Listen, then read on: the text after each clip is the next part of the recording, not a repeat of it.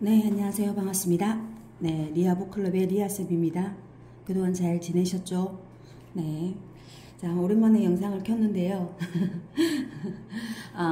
저는 지금 이제 홈에서, 집에서 이제 영상을 찍고 아이들하고 수업을 하다가, 4월 달에, 아파트 상가에, 네, 학원 자리를 보고, 네, 이제 교습소죠. 교습소를 오픈하게 되었습니다. 네. 네, 이번 주에 거의 인테리어가 마무리됐고요. 지금 다음 주 연휴 지나고죠. 다음 주 5월 7일 날 네, 공식적으로 이제 이쪽에서 아이들과 수업할 예정입니다. 네. 네, 뭔가 또 새로운 기분으로 또 새로 시작할 수 있지 않을까라는 생각도 들고요. 네, 뭐 기존에 리아북클럽에서 이제 수업을 하고 있던 초등학생 또 중학생 아이들이 더 좋은 공간, 더 넓어진 공간, 더 좋은 환경에서 네, 더 많은 친구들과 네, 수업할 수 있지 않을까 기대도 됩니다. 네, 네. 감사드리고요. 네, 네. 오늘은 레미제라블 4부 영상을 네, 찍어 보려고 합니다. 네. 레미제라블 읽기가 제가 올해 상반기 2025년 상반기 이제 시작할 때 처음 스타트를 끊고 시작한 책이었고 지금 벌써 이제 오늘 5월 1일이죠. 5월 1일 들어가고 있는데 1, 2, 3부를 읽는 동안 정말 이제 감탄할 수 있는 부분 그리고 너무 좋았던 부분들이 너무 많았어요.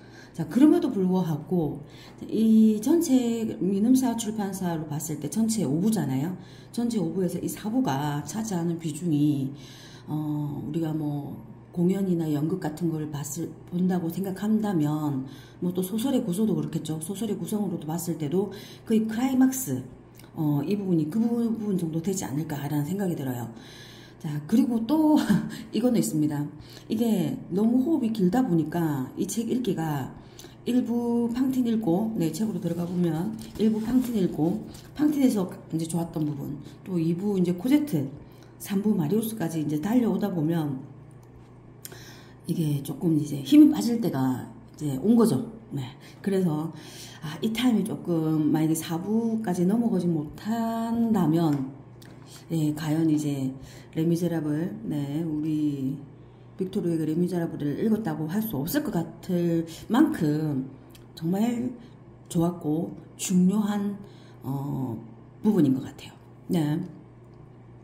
자, 지난 시간에 이제 3부를 영상을 찍을 때 제가 말씀드린 것처럼 1부 팡틴과 2부 코제트와 3부 마리우스는 이 책의 등장인물, 주인공의 이름을 쓰고 있죠. 그리고 5부도 장발장이라고 주인공 이름을 쓰고 있습니다. 자, 근데 4부만 플림의 거리의 서정시와 생드니 거리의 서사시라고 쓰고 있어요. 그럼 여기서 서정시와 서사시, 그럼 플림의 거리는 어디고 생드니 거리는 어딜까? 네. 여기도 이제 그 시인인 우리 빅토르 위고가 쓰고 있는 어떤 제목들도 보면 많은 이제 상징적인 의미들이 있거든요. 네. 제가 이렇게 막, 메모를, 네. 저만 알아볼 수 있는 메모를 하고 있는데, 서정시는요, 뭐 자신을 주관적으로 뭐 정서나 감정을 표현하는 뭐 노래하는 그런 시다라고 되어 있고요. 서사시는 뭐 자연이나 신의 법칙 뭐 이런 것들 영웅의 전개 이런 것들 주제로 하는 이야기다라고 부분 지어져 있어요. 그러면 서정시라는 것은 플림의 거리의 서정시라는 것은 책으로 들어가 봤을 때 코제트와 마리우스의 사랑 이야기예요. 예, 이들의 사랑 이야기가 펼쳐지거든요. 정말 장난 아닙니다. 예, 이 부분은 정말 정말 빅토르 위고만 쓸 수 있는 사랑 이야기를 쓰고 있어요. 예, 깜짝 놀랐습니다. 제가 이렇게 막 톨스토이의 전쟁과 평화나 안나 까리나 읽으면서 막 그 남자 작가, 네, 뭐 러시아 작가가 이렇게 그 사랑을 묘사하는 부분에 대해서 정말 기가 차다 이렇게 생각을 했었는데 빅토르 위고는 그 빅토르 위고만의 그 사랑의 서사를 써요. 너무나도 예, 시적이죠. 예, 좀 제가 느끼긴 그랬습니다. 자, 그럼 생드니 거리의 서사시는요. 예, 자, 프랑스 혁명 이후에 1832년 6월 5일 6월 봉기가 일어나거든요. 그 우리 영화에서 보면 레미제라블 영화 있잖아요. 영화에서도 보면 이 장면이 하이라이트로 보여지기도 하던데 그 6월 봉기에 대한 거를 쓰고 있어요. 그러면 그동안에 이제 우리의 주인공인 마리우스가 이 6월 봉기에 참여하는 동기, 그리고 마리우스의 친구들 있죠. 아베스의 벗들. 이제 그 친구들이 이 6월 봉기가 어떻게 동참하는지, 그리고 6월 봉기가 어떻게 진행되고 어떤 분위기였는지, 그거를 사실은 빅토르 유고 작가가 그때 당시 빅토르 유고는 이 봉기를 참여했던 주동자 어떤 부류가 아니라 관찰자, 예, 약간 관찰자 입장에서 이 6월 봉기를 봤다고 합니다. 그리고 이제 그 기억을 이제 더듬어서 소설적으로 이제 이야기를 또 풀고 있죠. 역사와 소설이 왜 있잖아요. 조금씩 접목되면서 이렇게 이야기가 펼쳐진다고 보시면 될 것 같아요. 네. 정말 어마어마한 것들이 이 4부에 쓰여지고 있고요. 자, 조금 빠르게 이야기를 해야 제가 30분 안에는 끊을 수 있을 것 같은데 한번 달려보겠습니다. 네. 자, 총 4부에는요, 총 15장으로 구성되어 있습니다. 저희는 이게 화요일날 온라인 독서 모임 아침 5시 반에 3번 정도 나눠서 이 4부를 받고요.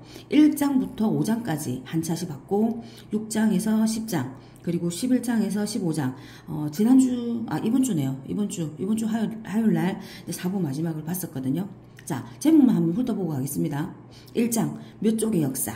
그 다음에 2장, 에포닌. 예, 에포닌 나옵니다. 에포닌은, 예, 테나르디에 부부의, 예, 딸이죠. 예, 요 딸 봐야 돼요. 네. 그 다음에 플리메그리의 집. 네. 그 다음에 아래에서의 구원이 위에서의 구원이 될 수 있다. 네. 시종이 같지 않다. 처음에 제가 이 부분 했을 때, 시종이 같지 않다를, 시종이 그냥 뭔가 하인 시종이라 생각했는데 그 시종이 아닙니다. 네. 시작과 끝입니다. 처음과 끝, 네, 그 시종이죠. 처음과 끝이 같지 않다. 예, 이렇게 보시면 됩니다. 자, 6장, 어린 가브리오슈. 4부에는요, 정말 약간 에포닌의 동생이기도 한 이 가브리오슈 있죠. 테나르디에 부부의 그 버려진 자식, 그 아들, 가브리오슈가 정말, 인상적으로 등장해요. 그리고 이 가브리오슈가 그 6월 봉기에 참여하는 것도 보게 되면, 이 아이가 과연 어린아이가 맞을까? 그 체격이랑 나이는 어린아이지만 이 아이가 하는 역할은 제가 봤을 때 거의 영웅과 같다고 봐지거든요. 네, 이거 부분 꼭 보시면 좋을 것 같고요. 자, 그리고 7장에 보면요. 결말이라고 읽을 수 있는데 결말이 아니고요. 견말. 네, 견말이라고 되어 있습니다. 이 견말도 제가 한참 이제 넘어가지지 않는 파트였는데, 견말이라는 것은 쉽게 말하면 우리가 은어 있죠, 은어.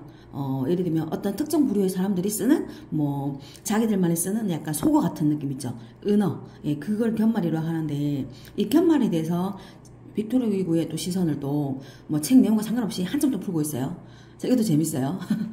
자, 8장 환희와 비탄. 자, 환희와 비탄에서는 우리 코제토와 마리우스의, 네, 이제 그 사랑의 절정에 이제 비극이 찾아오게 되는 게 보이죠. 자, 9장. 그들은 어디로 가나? 그들은 어디로 가나에서 여기서 보면 마페프 영감님하고요. 그 다음에 장발장하고 그 다음에 마리우스가 나왔던 것 같아요. 네, 이들이 6월 봉기 현장으로 가겠죠. 예, 그렇게 되어 있습니다. 그리고 1832년 6월 5일이라고 쓰고요. 우리가 그 앞부분에 보면 오틀로 전쟁이라든지 이런 부분에 대해서는 엄청 역사적인 기록물처럼 쓰고 있잖아요. 이 부분도 역시 그렇습니다. 자, 이 부분 아주 좋았고요. 그리고 11장 폭풍과 친해지는 미미한 존재. 예, 폭풍과 친해지는 미미한 존재. 예, 가브리슈 이야기가 계속 나옵니다. 자, 12장에 코린트 주점 이 부분이 나옵니다. 자, 이 코린트 주점은요, 이 봉기 때 그 바리게이트를 쌓게 되는 장소가 이 코린트 주점 옆이에요. 그리고 이 코린트 주점에서 그 이제 아베스의 것들의 주동자들이 이제 어떻게 이제 연합하게 되는지 그 부분이 나옵니다. 리더였던 앙졸라하고요. 앙졸라를 사모한다고 해야 될 정도로, 예, 좋아하는, 누구죠? 예, 그랑테르. 네, 저는 그랑테르가 또 제 눈에는 들어오더라고요. 리더인 앙졸라가 보이고, 그리고 그랑테르가 또 보였습니다. 자, 13장. 마리우스가 어둠 속에 들어가다. 예, 어둠 속으로 들어가다. 여기서 보면요. 마리우스가 아직까지는 약간 어떤 이미지가 있냐면, 몽상가, 사색가, 그리고 약간 뭔가 실천하지 못하는, 실행하지 못하는 어떤, 뭔가 이렇게 뭐라 해야 되나, 고민만 하고 행동하지 못하는 존재로 그려지거든요. 그래서 그 단어를, 핵심적인 단어로 몽상가라는 단어를 쓰고 있어요. 자, 그런데 여기서 마리우스가 어둠 속으로 들어간다는 거는 그 1832년 6월 5일 밤에 그 이제, 봉기의 현장에서 그 이제, 강군이죠. 예, 강군이 이제 총을 들고 위기에 처한 상황에서 마리우스가 가지고 있던 총을 가지고, 가브리쇼하고 자기 동료를 구하는 장면부터 시작됩니다. 그래서 직접적으로 거기 봉기에 이제 참여하게 되죠. 그 계기는 이제 풀어주는 부분이 있습니다. 그 계기를 풀어주는 부분이 두 가지가 있는데, 이제 마리우스가 그 봉기 상황을 어둠 속에서 관찰하고 있다가 누구를 떠올리냐면 자기 아버지를 떠올려요. 기억나시나요? 아버지는 나폴레옹의 그 제일 측근에서 이제 그 혁명을 주도했고 이끌었던 그런 분이셨죠. 예, 조르주 퐁메르시, 아버지 조르주 퐁메르시, 떠오르네요. 그 아버지를 떠올리고, 그러면서 자기가 어떻게 해야 될지, 내가 어떻게 아버지를 떠올리면서 자기가 지금 어떻게 해야 될지 고민해요. 자, 그런데 결정적으로 딱 두 번째 사건이 나오는데요. 그게 뭐냐면, 마베프 영감님의, 순교. 예, 저는 순교라고 봅니다. 우리가 어떤 역사에서 순교를 쓸 때 단어가 어떤 사건을 위해서 희생되는 그 인물들을 순교한다라는 쓰잖아요. 예, 순교했던 인물들을 누가 있을까요? 신라 맞나요? 신라에서 불교를 공인하기 위해서 2차돈의 순교 이런 거 들어본 것 같지? 들어봤죠? 네, 그런 것처럼 예, 제가 봤을 때 여기서 마베프 영감님의 희생은 저는 순교를 봐요. 이거를 보고 저는 그 마리우스가 결정적으로 그 어둠 속으로 행동하는, 그리고 자기의 그 아베스의 버터를 지키려고 하는, 같이 동행하려고 하는 그런 결정이 되지 않았나라고 생각합니다. 자, 그리고 14장. 장엄한 절망. 예, 그리고 옴무 아르메 거리. 예, 옴무 아르메 거리에서는 이제 우리 장발장이, 주인공인 장발장이 등장합니다. 그리고 장발장의 고뇌가 나와요. 자, 4부 마지막에 장발장 고뇌도 아주 재밌는데요. 장발장이 1부 초반이었나요? 마들렌 시장이었을 때 자기 이름, 자기 장발장이라는 누명을 쓰고 잡혀서 재판을 받는 사건이 있었죠. 그때 장발장이 그 재판장까지 찾아가는 과정 기억나시나요? 네, 계속 망설이죠. 망설이면서 운의 흐름이 자기가 거기에 그 시간에 도착하지 못하도록 계속 딜레이되고 가는데, 결정적으로 자기가 그 재판을 하는 그 재판장 안에, 재판소에 들어가게 되는 장면 기억나시죠? 자, 그래서 그때도 이제 우리 마들렌 시장이었던 장발장이 자기가 장발장이다 라고 하고 다시 형무소에 잡히게 되는 사건이 있었죠. 자, 이 장면에서도 어떤 거가 있냐면요. 정말 그 코제트를 두고 장발장에게 코제트가 어떤 인물인지, 코제트가 어떤 존재인지에 대해서 그 빅토르 휴고가 자세히 쓰고 있어요. 그러면서 약간 우리 독자가 장발장이 느끼는 코제트의 개념을 오해할까봐 장발장이 코제트하고 이렇게 결혼에 대한 메시지, 결혼을 하려고 하는 것은 절대 아니다. 이 부분은 독자도 꼭 알아줬으면 좋겠다. 이런 메시지가 있어요. 그러면서 장발장이 이제 가지는 코제트에 대한 이미지는 어떤 하나의 단순한 아버지가 아니라 아버지이기도 하고 어머니이기도 하고 형제이기도 하고 친구이기도 하고, 정말 자기 존재의 모든 것이라는 어떤 그런 비유를 쓰고 있어요. 자, 그런데 어떤 거냐면 이런 코제트를 마리우스한테 지금 뺏기게 생긴 거예요. 예. 우리 장발장은 두렵습니다. 예. 두려워요. 여기까지가 지금 사부 마지막에 나옵니다. 자, 제가 지금 1장부터 15장 제목만 가지고 제가 떠오르는 것을 툭툭툭툭툭 얘기를 했습니다. 네. 어느 정도 제가 봤을 때 절반 정도는 풀지 않았나. 네, 절반 정도 풀었다고 생각이 드는데요. 책을 조금 더 가면서 또 조금 이제 빠르게 넘어가 볼게요. 네. 예, 몇 쪽의 역사. 몇 쪽의 역사에서는요, 1831년부터 1832년 사이, 지금 프랑스에서, 어떤 사건이고 어떤 분위기가 흘러가는지에 대한 이야기가 나오고 있어요. 이 책에서 보면 여러 군데에서 그 작가 빅토르 유고가 프랑스에 대한 자기 조국에 대한 얼마나 큰 애정을 가지고 있는지를 정말 볼 수 있어요. 예. 뭐죠. 시민혁명이 일어났고, 그 다음에 자기들이 이렇게 하고 있는 이런 역사가, 단지 프랑스 역사만 아니라 인류의 역사에 이바지한다. 선도한다. 이런 메시지를 쓰고 있어요. 예. 자, 그리고 1832년의 6월은요, 여기서 보는 것처럼 왕정 복구 이후에 일어났던 봉기죠. 예. 그러니까, 나폴레옹이 등장했고, 1797년? 네, 맞나요? 지금, 프랑스 혁명 일어난 이후에, 그 다음에, 다시, 왕정이 복구되는 그 시기가 얼마나 힘들었는지를 보여주고, 그 왕정 복구 이후에, 다시, 이제, 봉기, 예, 이런 변화가 일어난다는 걸 볼 수 있어요. 1830년과 1848년의 중간, 네. 그 중간에 이런 사건들이 있었다라는 거를 지금 쓰고 있는 부분입니다. 예. 토대 아래의 균열, 이런 단어 쓰고 계시죠? 예, 좋습니다. 자, 너무 이야기할 것들은 많지만 또 다 얘기할 수 없으니 쭉 넘어가 볼게요. 역사가 모르는 역사의 근원적 사실들.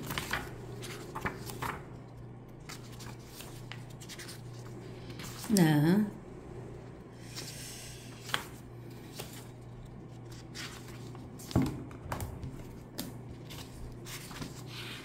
어디 부분을 한번 볼까요? 네, 소설적으로 보면요, 앙졸라와 그의 보좌인들, 이 부분이 나오네요. 네.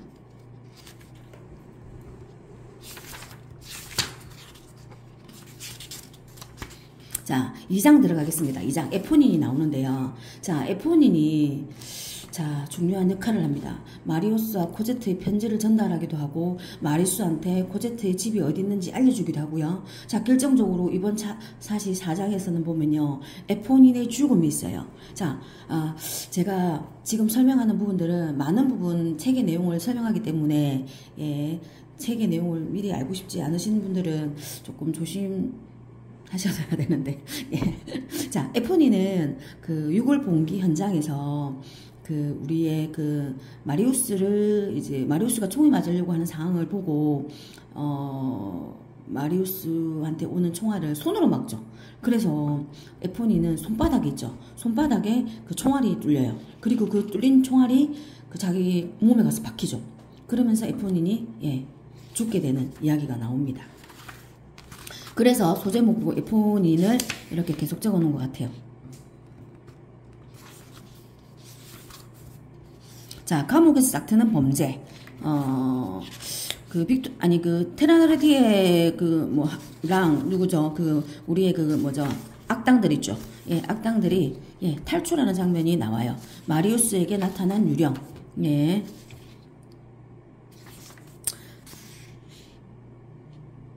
자, 에포닌의 사랑이라고 제가 메모한 부분 한번 읽어볼게요. 어쨌든 할 수 없지. 당신은 슬픈 얼굴을 하고 계시는데 난 당신이 기뻐하시기를 바래요. 단지 당신이 웃으시겠다고만이라도 약속해주세요. 난 당신이 웃으면서 그래 좋아 라고 말하시는 걸 보고 싶어요. 마리우스 씨 아시죠? 뭐든지 내가 바라는 걸 주시겠다고 당신은 내게 약속하셨어요. 예, 에포니는 우리 마리우스를, 네, 좋아합니다. 근데 어쩌나요? 우리 마리우스는 코제트를 사랑하죠. 그것 또한 에포니는 알죠. 예, 압니다. 자, 플림의 그리의 집은요, 서정시가 나옵니다. 자, 여기서는 우리 코제트와 마리우스의 사랑 이야기가 나오겠죠. 아주 재밌어요. 이거 제가 설명을 안 했던 부분인데 너무 재밌습니다. 네. 자, 자연의 개체 합체. 지금 코제트하고 장발장이 지내는 여기 집이 있잖아요. 어떤 정원이 있는 집이에요. 그 정원에는요, 어떤 정원이 느낌이 있는지를 약간 설명해 주는 부분이거든요. 이 정원에서 우리의 마리우스하고 코제트가 본격적으로 처음 이제 만나는 장면이 나와요. 자, 한번 이 부분 읽어보겠습니다. 하나의 곰팡이는 꽃들의 군집이고 하나의 성우는 별들의 운집이다. 똑같은 뒤섞임이 그리고 그보다 더 놀라운 뒤섞임이 지성의 사물들과 물질의 사실들 사이에도 존재한다. 요소들과 원리들은 서로 혼합되고 서로 결합되고 서로 받아들이고 서로 번식하여 마침내는 물질계와 정신계를 똑같은 광명에 도달하게 한다. 아, 이게 무슨 말이죠? 자, 현상은 항상 그 자체로 되돌아온다. 광대한 우주적 교류들에도 보편적 생명은 한량없이 오가고 모든 것을 눈에 안 보이는 신비로운 발산물들 속에 굴리고 모든 것을 사용하고 수면마다 하나의 꿈도 잃지 않고 여기서는 하나의 극미의 동물씨를 심고 거기서는 하나의 별을 분쇄하고 진동하고 파동하고 빛으로 하나의 힘을 만들고 사상으로 하나의 원소를 만들고 살포되고도 분할되지 않고 자아라는 그 기하학적인 점을 제외하고는 모든 것을 용서하고 모든 것을 원자적 심령으로 되돌아오게 하고 모든 것을 신속에서 꼽히게 하고 가장 높은 것에서 가장 낮은 것이 이르기까지 모든 활동들을 현기증 나는 기계적 운동의 어둠 속에 엉클어지게 하고 한 곤충의 비상을 지구의 운동에 연결시키고 법칙의 일치에 의해서 그러는지 어떤지는 알 수 없어도 창공 속 혜성의 운행을 물방울 속 적중의 선에 중도시킨다. 이건 정신으로 만들어진 기계, 최초의 기관의 날벌레고 최후의 바퀴가 수대인 거대한 톱니바퀴다. 자, 제가 읽었는데도요. 자, 무슨 말인지 정확하게 자 모르겠지만 제가 이 부분을 체크한 이유는요. 아까 말했듯이 마리우스하고 코제트가 만나게 되는 장소를 의미한다. 예, 세살문의 변화. 네, 세살문을 이제 그 길을 이제 열고 들어오거든요. 누가? 마리우스가 들어오죠. 네, 좋습니다. 자, 자, 장미는 제가 무기라는 걸 깨닫고 있다. 장미는 코제트입니다. 예, 자기가 예쁘고 아름답다는 걸 스스로 안다. 뭐 이런 느낌이에요. 코제트는 자기가 아름다운 걸 알므로써 그것을 몰랐을 때의 우아함을 잃었다. 그것은 세련된 우아함이었다. 예, 당당해요. 이제 자신만만합니다. 그렇죠. 그녀의 온몸은 젊음의 기쁨, 순결, 아름다움의 기쁨으로 충만하고 호화로운 우수에 젖어 있었다. 네, 싸움이 시작되다. 자, 어떤 싸움이 시작됐을까요? 네, 들어가 보겠습니다. 네, 계속 들어가 볼게요. 사슬에 얽힌 재수들.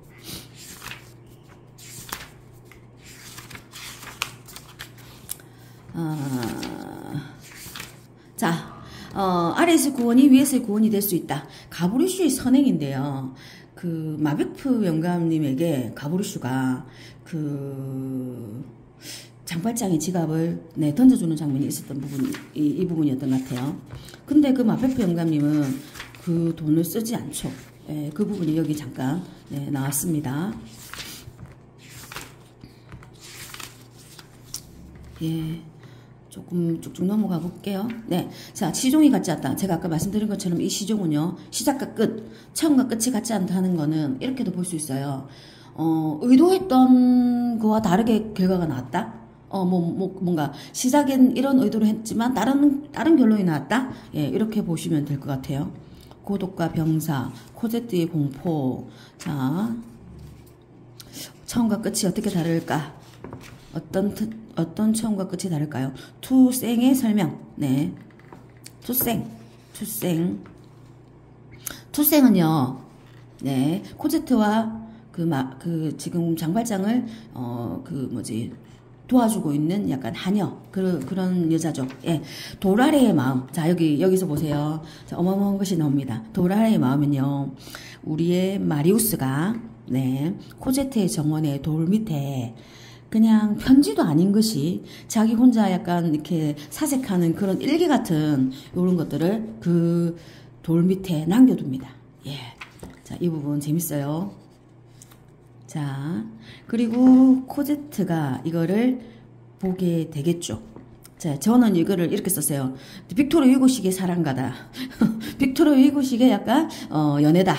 저는 이렇게 봅니다. 편지를 보고 난 코제트. 예, 코제트는 잠시도 망설이지 않았다. 단 한 사람, 그이. 그러니까 그 편지를 이제 발견하고요. 코제트는 바로 마리우스를 떠올리게 됩니다. 예, 떠올라요. 예. 자, 제목 재밌는 거 보세요. 노인들은 때마침 외출하게 되어 있다. 자, 장발장이 외출하고 우리의 코제트가 마리우스랑 만나게 되는 장면을 얘기하는 부분입니다. 네, 보세요. 자, 우리 마리우스가 대사를 치는 장면이 205페이지 용서하세요 이렇게 온 것을부터 시작해서 쭉쭉쭉 이어지는데요. 그 마지막 문장만 읽어볼게요. 당신은 나의 천사예요. 좀 오게 해주세요. 나는 곧 죽을 것 같아요. 당신이 아신다면 나는 당신을 열렬히 사랑합니다. 나는요. 용서하세요. 내가 당신에게 말하고 있지만 내가 무슨 말을 하고 있는지 나도 모르겠어요. 내가 아마 당신을 화나게 하고 있는지도 모르겠네요. 내가 당신을 화나게 하고 있습니까? 와, 대박. 저는 이 대사가 너무 좋아요. 내가 당신을 화나게 하고 있습니까? 너무 멋지지 않나요? 정말 신사 같은 대사 같은 느낌. 자, 자, 우리 코제트. 자, 재밌어요. 그는 벤치 위에 쓰러졌다. 그녀는 그 옆에 쓰러지고 그들은 더 이상 말이 없었다. 별들은 반짝이기 시작했다. 어떻게 그들의 입술은 만나게 되었는가? 어떻게 새는 노래하게 되고 눈은 녹게 되고 장미는 꽃이 피게 되고 5월은 피어나게 되고 여명의 언덕들이 바삭거리는 꼭대기의 검은 나무들 위에서 밝아오게 되는가? 자, 한 번의 입맞춤. 그리고 그것이 전부였다. 야, 대단하죠. 예. 자, 묘사, 비유, 이제 묘사 아니고 비유나 상징, 뭐 상상, 뭐 이런 것들을 느끼게 해줍니다. 자, 드디어 이제 우리의, 이제 코제트와 마리우스의 사랑이 시작되는 장면이었고요. 자, 어린 가브리슈. 어린 가브리슈 얘기, 이것도 너무 좋은데, 예. 저 나오는 것들이, 어마무시한 것들이 계속해서 나오는데, 책은 반도 못한 것 같네요. 자, 어린 가브리슈. 아이고, 여기 보면요. 지금 이때 있잖아요. 1832년에 그 봄에 콜레라가, 이 폭풍 속에서 콜레라의 숨결이 느껴졌다. 콜레라가 성행했다는 게 나옵니다. 전염병이 유행한다는 것도 군데군데 나와요. 그리고 있잖아요. 테나르디에한테는 있잖아요. 그 가브리슈 말고 있잖아요. 또 어린 그 남자 아이 2명이 있었던 게 나옵니다. 네. 어쨌든 이 아이들이, 지금 상황이, 누구였죠? 그때, 누구냐면, 마리우스의 시녀로 있던 그 여자의, 한테, 예, 판다고 해야 되나요? 자, 아이들을요, 네, 팔거든요. 근데 어쨌든 그 아이들이, 지금 보호자가 없이, 이제, 버려지는 신세가 돼요. 예. 그래서 그 아이들을 이 마리우스, 우리의, 가브리슈가 구해주는 장면이 나오거든요. 자, 여기 또 제가 본 장면인데, 우리의 가브리슈가 어떤 일을 하냐면 이렇게 돼 있어요. 불쌍한 계집애다 하고 가브리슈는 말했다. 팬티도 없구나. 옛다. 이거라도 입어둬라. 그러면서 제 목도리를 두르고 있던 포근한 양털을 벗어서 계집의 거지의 뼈만 앙상한 푸르댕댕한 어깨에 던졌는데 거기서 목도리는 다시 숄이 되었다. 지금 가브리슈는 자기한테도 없지만, 자기도 가진 게 없지만 자기 가지고 있는 양털 목도리를 줬죠. 이 정말 헐벗은 여자아이. 그리고 정말 그 속옷도 못 입어가지고 이렇게 막 이렇게 드러나는 뭔가 이렇게 나체가 외설스럽게 보이는 그런 어떤 모습에 이 아이한테 쇼를 주는 장면. 뭔가 성자 느낌이 나요. 저는 여기서부터 가브리슈가 약간 성자 느낌이 났는데 나중에 육을봉기 하는 장면에서 보면요. 가브리슈가 이제 육을봉기의 수장이었던 앙졸라한테 뭐라고 얘기하냐면 이런 얘기를 하는 장면이 있어요. 앙졸라한테 이제 앙졸라가 가브리슈 보고 이런 말을 한단 말이에요. 어떡하죠? 뒤를 넘겨서 또 빨리 보고 싶은 게 있네.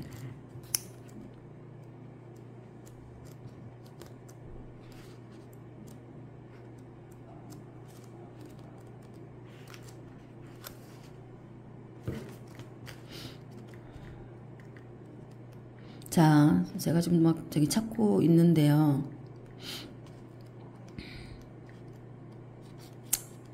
아이고, 시간이 계속 가고 있는데 잘 안 보이네. 그거를 나누고 싶은데, 예. 자, 가브리슈가 말했던 게 뭐가 있냐면, 자, 앙졸라가 가브리슈한테, 이제 뭐, 여기, 찾을 것 같은데, 잠깐만요.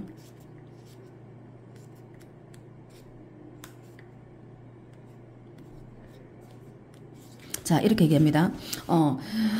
나보다 먼저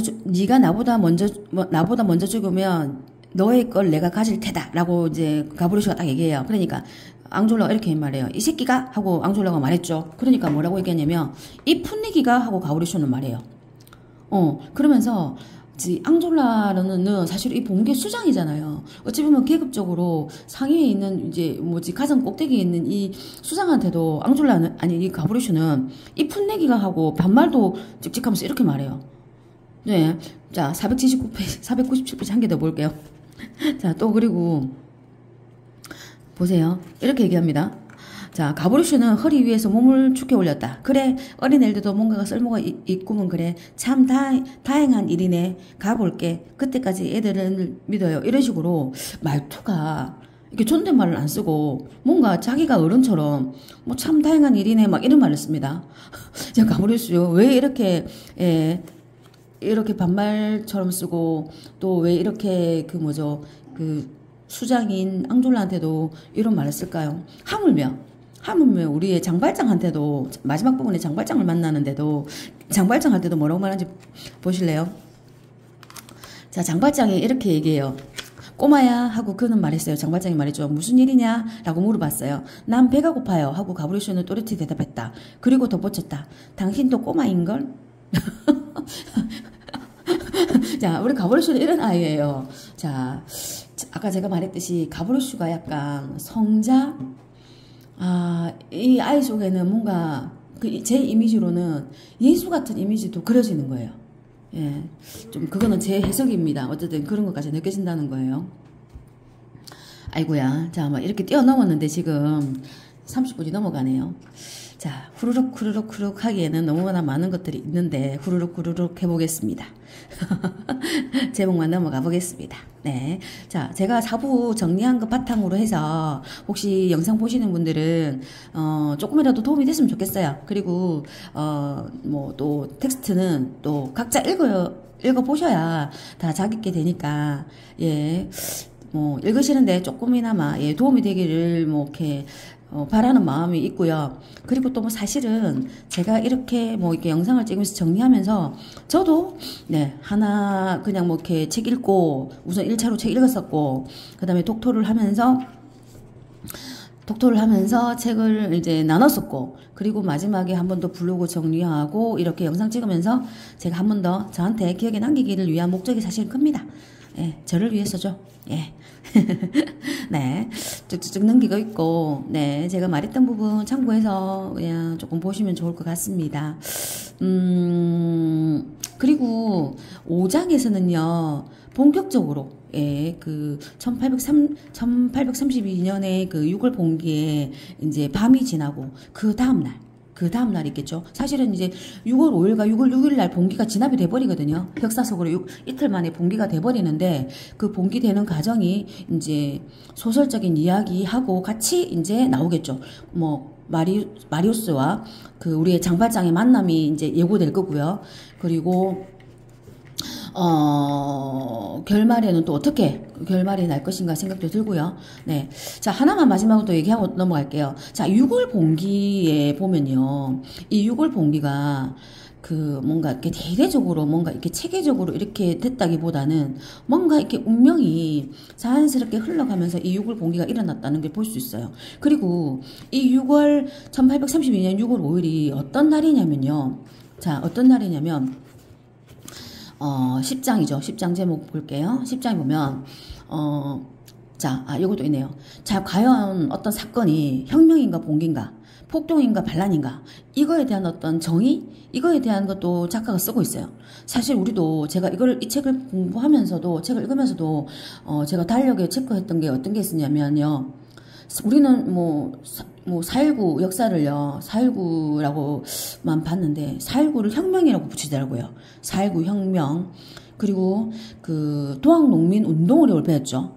도항농민 동학농민운동, 동학농민혁명으로 쓰더라고요. 달리게 그리 써 있더라고요. 신기했어요, 조금. 그것도 혁명이라고 되어 있었습니다. 자, 그리고 여기서는 6월 달에 일어난 32년 6월 5일에 이거는요, 봉기라고 어쨌든 명명은 하더라고요. 자, 이 날이 무슨 날이냐면, 장례식이 있는 날이에요. 누구의 장례식이냐면요, 라마르크 장군의 죽음이었죠. 이 라마르크 장군은 이제 민중에 대표하는 이제 그쪽 편에 있던 그 장군이었거든요. 그 장군의 죽음, 그 장군의 장례식이죠.